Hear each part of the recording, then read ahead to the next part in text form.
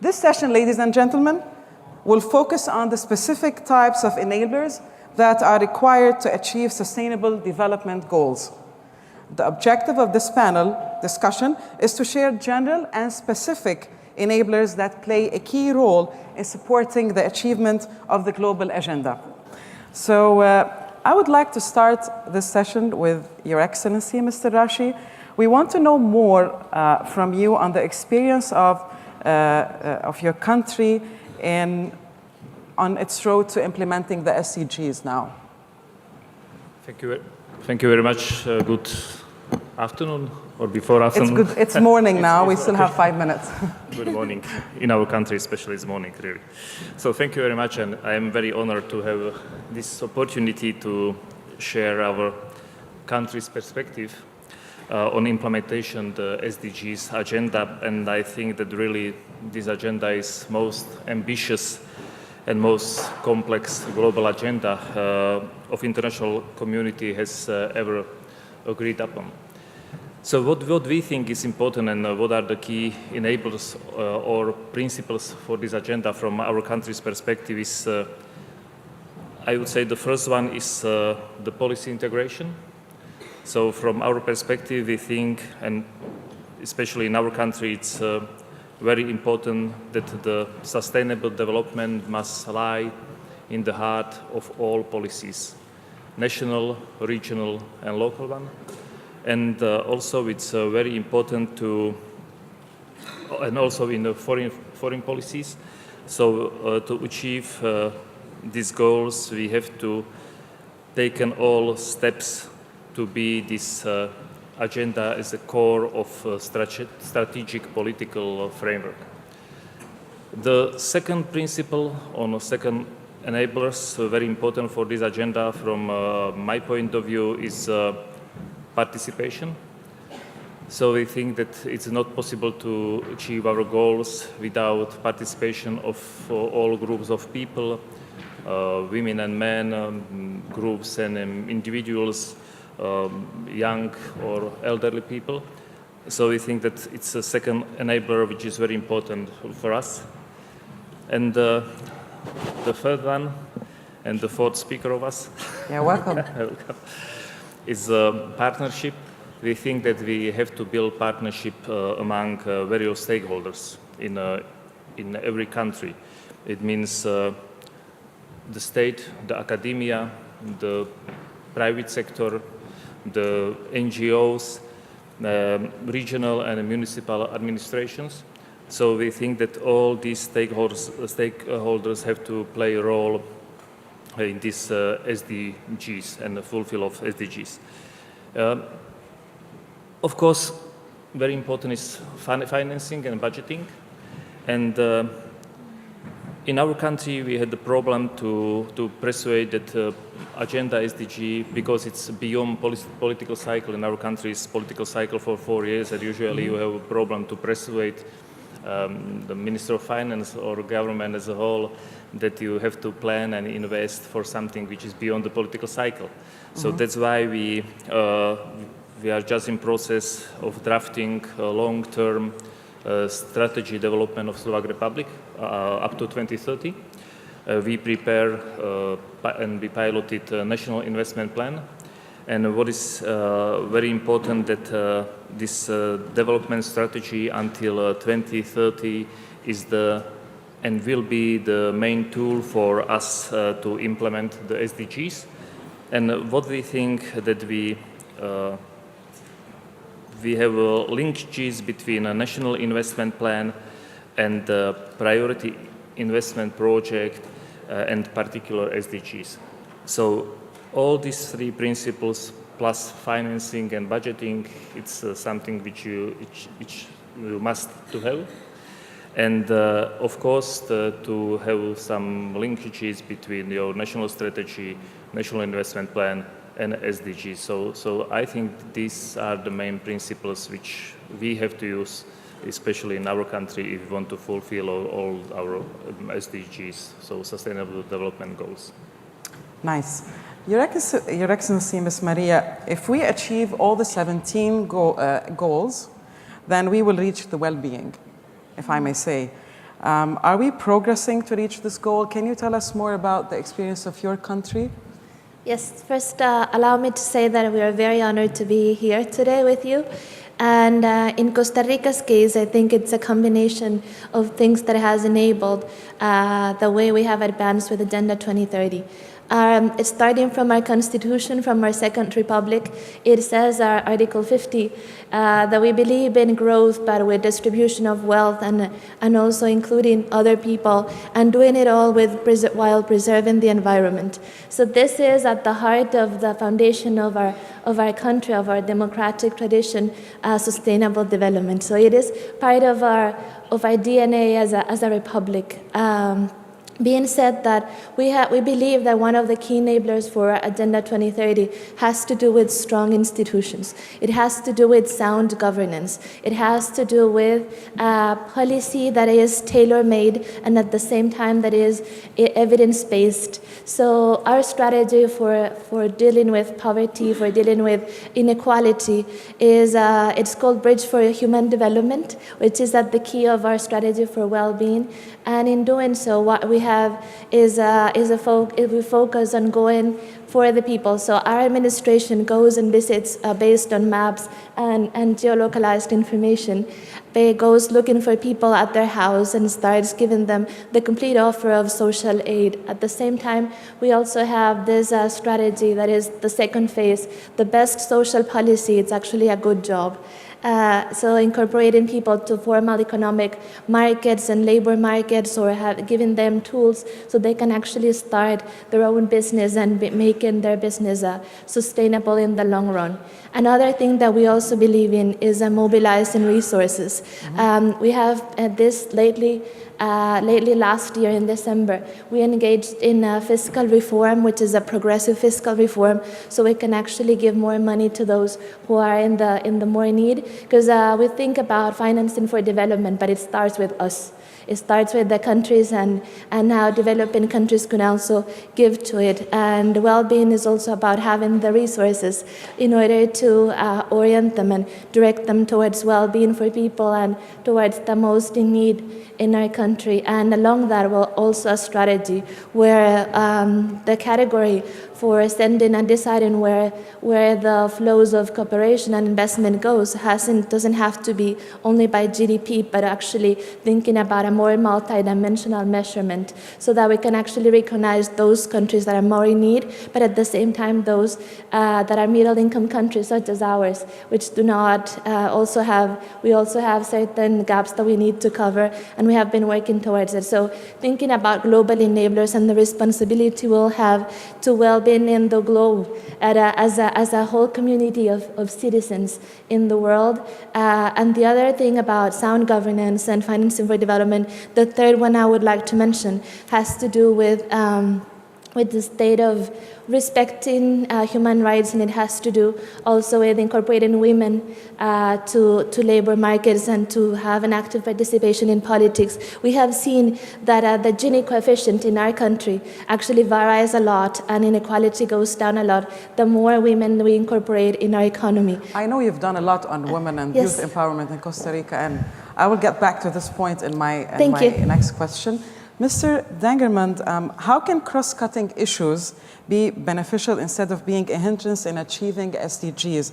I'm speaking specifically here about data sharing, and I know this can be a kind of obstacle. It is actually. My background is in geography and computers, or geographic information systems. So I've been working closely with the UN to build what several of the previous speakers talked about, an information system or a federated information system for the SDGs. And essential to that is the question that you asked, which is about data sharing. So this system, which has been architected, is about national systems or national portals collaborating and sharing data into a global system. This is an interesting notion. And we've tried it now on initially 6 countries, and then now up to 19 countries who are locally focused. They build their national statistics and geographic information portal, and they produce maps on the SDGs, and then that portal shares content up to the UN's portal, a kind of system of systems. You follow what I'm talking about? This notion of sharing indicator based on standards that the UN has been putting forth, indicator data as maps and geographic data openly, and then that goes into this master system that covers the whole globe. So as a geographer, geography is a kind of science of our world, and I see it as the way that SDGs have to be organized, because people don't want to just have one statistic for a country. They want to have statistics for the subnational area. How are we doing with poverty over here versus there? How are we doing with forestry here versus there? And taking all those pieces of a mosaic or puzzle and putting them together into a global system is the big vision. And your question is, how is it doing? And it's doing pretty well so far. Great. We have 6, with now 19 going to between 50 and 60 this year. But there's lots of local politics. And part of the reason why we've been able to be successful is we've said each of the hubs in each country, each of your countries, for example, is owned by the country. And they can openly share, based on standards, the SDG standards or indicators, their content on a volunteer basis. Eventually, 2030, this has got to be increasingly open. But so far, what's occurring is capacity is being built, and gradually people are opening up their data. In other words, open data isn't an event, it's a process.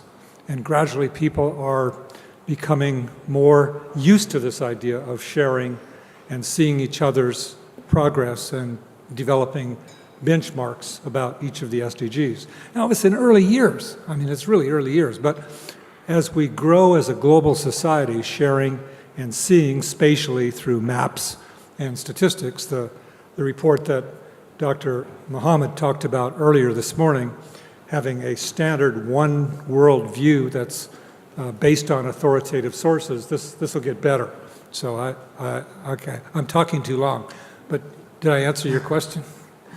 Thank you. Professor Giovannini, Mr. Dengerman tackled a very important issue, which is local politics, that sometimes can be a very big obstacle in implementing any of the SDGs anywhere in the world. So I want to know from you and from your experience, how can we mobilize the civil society to implement the SDGs, for example, through education maybe? Thank you very much. Let me say that I'm very pleased to see that at the center of this World Government Summit, the well-being SDGs are really very, very important. And I would like to congratulate the government of UAE for doing that. I fall in love with SDGs even before SDGs were adopted, because Amina Mohammed, who spoke this morning, asked me to chair the International Panel on Data for Sustainable Development, even before the agenda was agreed. And so after stepping down as Minister of Labor, I said to myself, what can I do for this? So I decided to try to establish this Italian Alliance for Sustainable Development, which is a quite interesting experience worldwide.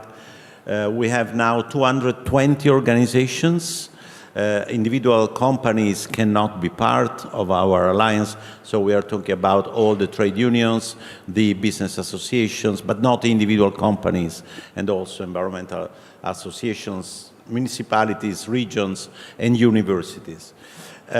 We have an office in Rome and another in Milan, and we are really becoming a driving force for sustainable development in Italy. We are doing work in education.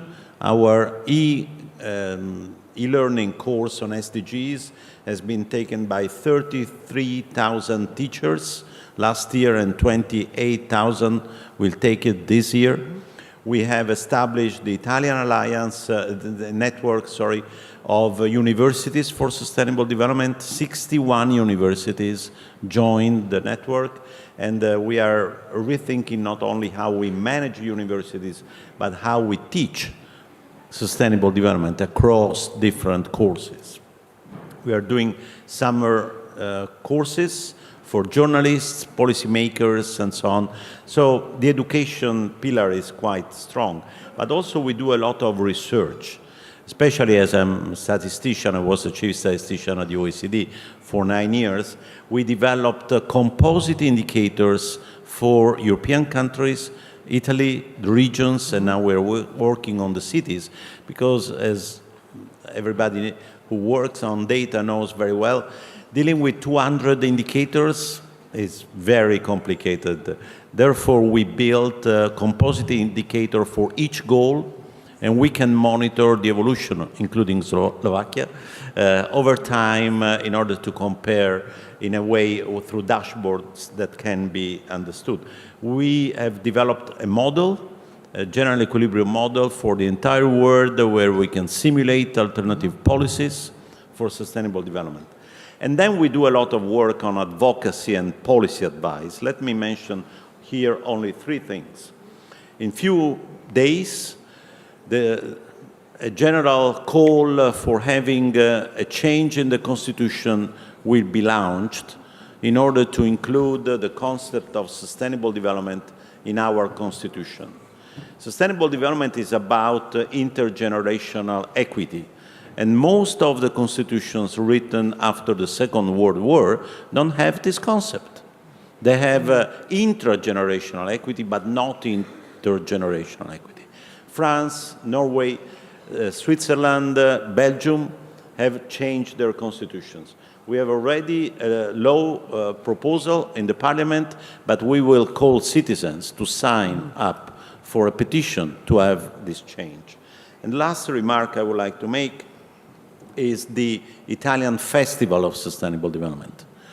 We organized this since 2017, 17 days, you know why, of course, like the goals, and my colleagues say, thanks God you have not chosen the 169 targets.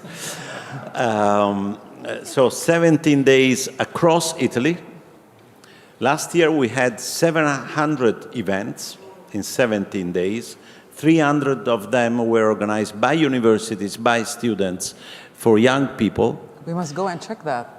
It's a quite amazing effort. Our spot is on soccer, football games, the last day of our national championship, in airports and so on and so forth. So it's really a mobilization. Yeah. The only weakness we are seeing is our government, unfortunately. Because after we managed to have them taking this seriously, the previous government, for example, taking the responsibility, as you said, close to the Prime Minister, because SDGs are so wide that only the Prime Minister can do that, they have put this, the new government has put this on hold, and in 2 weeks at the Parliament we will call all the political leaders to ask, well, most of you signed our 10 points before the last elections. I will get back to this point, but I want to tackle an issue with Mr. Rashi. Who monitors the government's jobs in implementing SDGs? I mean, the 17 goals are great. I don't know if we have the time to be done by 2030, but who monitors the government's role worldwide in implementing the SDGs? So, Madam Amida Mohamed said in the morning that this year is year of leadership, and I think that is something which is very important for 2030 agenda. And as was said, that it has to be in the heart of also of Prime Minister office, because otherwise you are not able to implement any of goals, because goals are about political decision, but they are also about investment and money. In our country, this agenda is in my office, it's Office of Deputy Prime Minister of Investment and Informatization. But what is, from my point of view, very important that we try to create a linkage between, as I said, National Development Strategy until 2030 and National Investment Plan and SDGs. And because, especially in Europe, we have very strange political cycles sometimes, coalition and opposition, they change up to down, and what is true in the morning after election can be completely opposite. So that's why we try to, and we did it, it was a broad stakeholder process across all countries, all parties, NGOs, academia, governments, municipalities. So we prepare our own 6 Slovak priorities from Agenda 2030, because 17 SDGs, I mean, it's for everybody, but in our country we try to select what is the most important for us from 17 goals. What is the most important for you from the 17 goals? You know, we don't have problem in our country like poverty or problem with education. So we think about climate changes, about green economy, about education and digital skills. So we try and of course environment, it's very important for us. So we try to focus SDGs to our local and territorial approach. On one hand, and in our foreign policy, we create special funds for supporting countries from Africa and other countries, and we are, because we are only 5 million citizens, but we are one of the most donor for these countries for special project, for education, for water supply, and so on and so on. Thank you. Your Excellency, Ms. Maria, you're the Minister of Planning, and I know you worked a lot on gender equality. So I want to know from your experience, how did you work on it in planning? How is it now? If you can share with us some numbers about decreasing the gender gap? Yes. My office is it's the Minister of Planning and Economic Policy, and we're working in terms of gender in different ways. The first one is that we recently have run a model in order to analyze what was the impact in reducing inequality, because we have done a really good job reducing poverty somehow, but inequality is much more difficult because it's the way that wealth is distributed in all the different percentiles and deciles of income, and we have found out with that econometric modeling that one of the key aspects is incorporating more women into formal labor markets, or having them be part of entrepreneurship, or but being directed by them, but in sustainable areas where there is a global demand for the goods and services they're producing. So in that term, we're trying to build upon a policy that is tailor-made in order to grant their participation. And it's not a homogeneous strategy because it would fail. So it depends on, for example, our decarbonization plan. So we have all these new areas of work linked to the more innovative side of our economic and dealing with the fourth industrial revolution, more in the side of digitalization and decarbonization as strategies. And then we're thinking that women could actually lead those and giving them skills so they can actually be part of it. Also trying for women to be less afraid and becoming and actually giving them enabling their participation in terms of policy. We like to see women empowered. Yes. Everywhere. and more in politics and more in charge of directing economic strategies, and also been thinking about how the care system is more inclusive so they can actually participate actively. My country is going to be in 2050 an elderly society, so we have to prepare in advance for it, and just like many other European or Asian societies. But that means that we have another challenge in terms of women, and we have to be even more productive. Now, my country doesn't have issues with competitivity, but we have challenges with productivity, so we have to close that gap as well. So it has to be develop those jobs and the economic matrix in terms of this whole new strategy, but being very intensive and having the skills and the education needed in order to overcome the challenges that we have ahead. Thank you. Mr. Dangerman, there are many successful examples on how satellite technology helps in de-escalation of any humanitarian crisis in many hostile zones.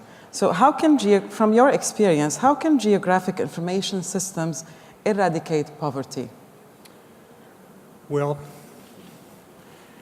these systems create maps, and maps help us understand things. And fundamental to action is understanding. I like to say the words, understanding precedes action. Would you agree? Yeah. At least it should. And fundamental to understanding is science-based analytics, data collection, observation, like that. So in my mind, I say we observe things, we analyze things, we make pictures of things, and then we act on them. And this process, sometimes called the science of geography, is a kind of foundation for how we think about our world and how we act in our world.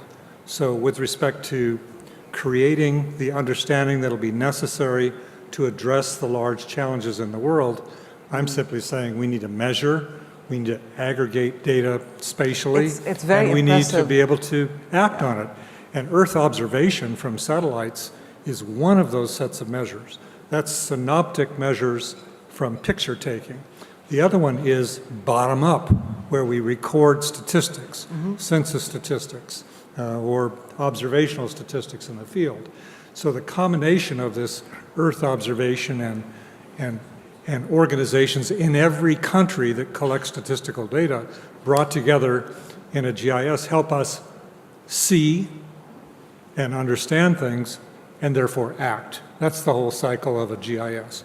Doing that at a global scale. It is very impressive to see how technology helped in eradicating poverty, whether it was with drones or satellite.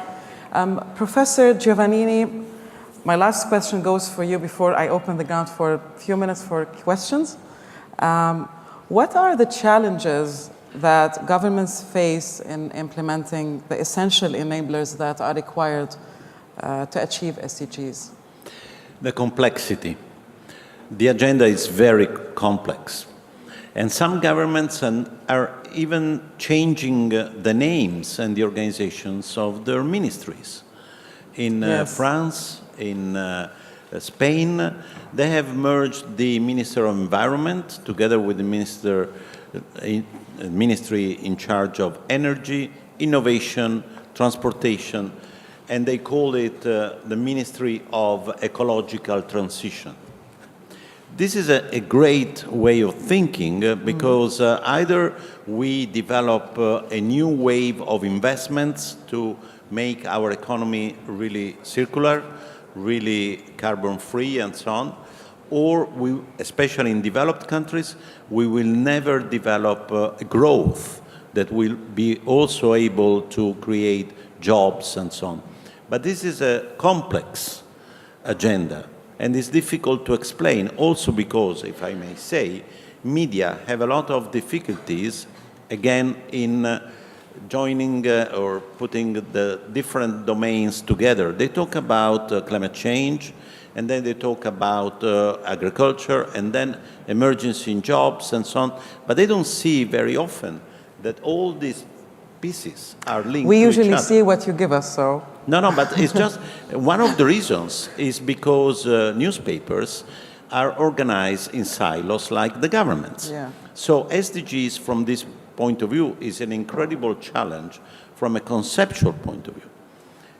Thinking that the economy doesn't come before the other domains, social, environmental, and institutional domains, is a big shift. And I'm an economist, I teach economics, and it's very difficult to teach this kind of change in paradigm. So I think this is the most important difficulty that governments are facing. Since you teach economics, I remember my professor taught me a lesson that everything has a root of economy, any political problem. And he just planted this thing in my brain, so I agree with you. Now I want to open the ground for questions. If anybody has a question.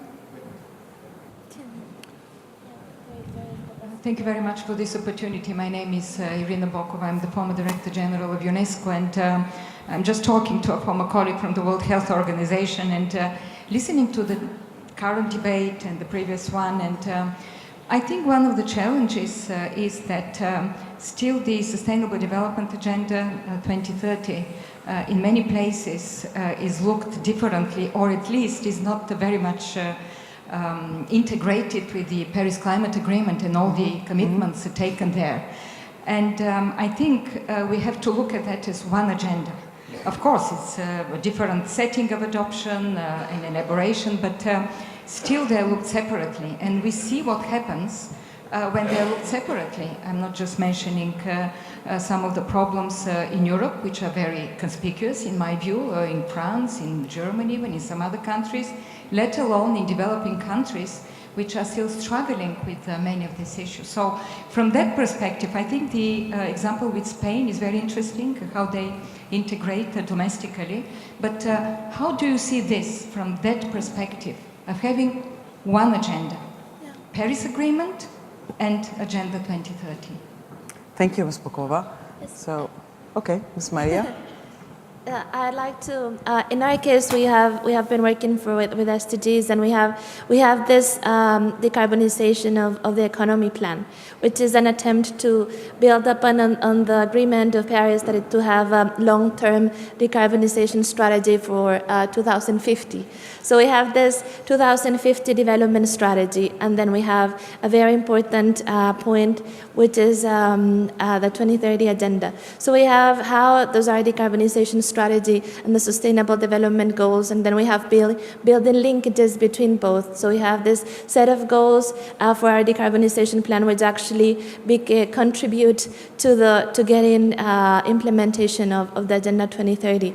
And for instance, the problem is, I believe that climate change is often seen as only one part of the economy. We have an energy matrix that is 100% renewable energy in our country, but we have to change patterns of production and consumption, and that's where, in the economic matrix, where we have the highest challenge. And in our case, what we're building on is that this is not about energy, this is not about economic matrix, this is about the whole agenda, the whole 2030 agenda, and how to build linkages between SDG 13 and the rest of the agenda in terms of building up on resilience and decarbonization, digitalization, eradicating poverty. So in the end, all of the SDGs will come down to building a different and have incidence in building a different story for our economic matrix and enabling then the capacity of compliance within both instruments. So we have been doing that homework. Professor Giovannini, you wanted to add something? Yes. First of all, one recommendation: instead of scanning the badges to allow people entering into these meetings, put a question: what is Goal 13? If you don't answer by art or 17 or whatever, you cannot get into the meeting room. This is a joke, but not really. Let me answer your point. Europe is facing exactly this kind of problem. Last week, the European Commission has put on the table a reflection paper. Now it's up to the Council to decide how to answer, with 3 different scenarios. First, to make the SDGs the framework for all policies of European level and also at national level. Second, mainstreaming sustainable development. What does it mean? Everything and nothing, we know already. Third, use it only for relationships with developing countries, which is a nonsense, of course. So each and every country has to decide which kind of line, especially developed countries, wants to take. And the only way to go, in my view, is really making the SDGs, including climate change, but also fight to poverty, education, and so on, as the framework. No other frameworks should be used. But as I said, it's a challenge. Mr. Rashi wants to add something as well, but briefly, please. One more sentence. As I said, the important principle for SDG is policy integration. So I said it's in national, regional, and local level, but also at the global level. So I think that also this summit and this meeting, it's about our global view on SDGs, and it's important to connect everybody and to see the view and problems and all problems of SDG, and maybe to change our achievement of sustainable development goals. So global approach and global level from national view is also very important. Thank you, Mr. Rashi. Ms. Bokova, I hope we answered your question. I'm afraid that would be the last question. Thank you. Actually, my question is for Mr. Dangermond. As we know, the data is very important to make the maps. And from my experience, because I live in the United States, but I work also in the Middle East, I found that collecting data is a real problem. And I assume that if we look at the maps of the third world countries or developing countries, we found that either they have a lack of data or the data is taken inaccurately. Is there any way we can improve that status? And what, on the global level, what can be done about that? Thank you. Thank you. I don't know. Yeah, my first thought is that we talked about this panel being exploring ways to integrate the SDGs. And the professor talked about this from an economic perspective. We heard different policy integration perspectives. From my perspective, geography and time, of course, are the two fundamental human ways to do integration. Putting all the pieces of the world back together again from all the different sectors, economics, biology, and so on, have been sectorized in science. How do we bring them together? One way to bring them together is using location or geography to do the integration. I wanted to get that in because it's one of the most powerful concepts in the UN's approach to be able to measure and aggregate information for one report for the entire planet. Two sources of information have been explored. One of them is this synoptic view using satellites. And certainly we can't measure everything from satellite, but we're getting better with higher resolution and also with machine learning that allows us to take measurements on the field and relate it to observational data. But the large dimension of human measurement is bottom up, and this requires traditional census taking or statistical capture. The UN has decided to ask and organize the statistical organizations in each country. Some are very good, some are not so good. But using that institution as the sort of bottom-up spatial aggregating organization. And over time, those institutions will get better. So I have no simple answer. There's no magic here. There are some of my colleagues that are experimenting with using social media as a way to indicate different kinds of human trends. You know, doing spatial aggregation of social media observations. Some of that is kind of edgy on reliability, particularly if we're saying we want to rely on transparency, bottom up, and authoritative source grounded information reporting for the whole planet. So yes, that's just the reality of it, but we must do better. And we can get a long ways there. That's my only offering. Thank you, Mr. Dangermond. I hope we answered your question. And I'm afraid we have to finish our discussion for today. I know it's a long discussion that could last for hours, and I still have a lot of questions, but we're running out of time. I want to thank you all for participating in this interesting discussion, and I want to thank all our audience today. I hope it was an interesting session for you, and we'll see you in the next session. Thank you.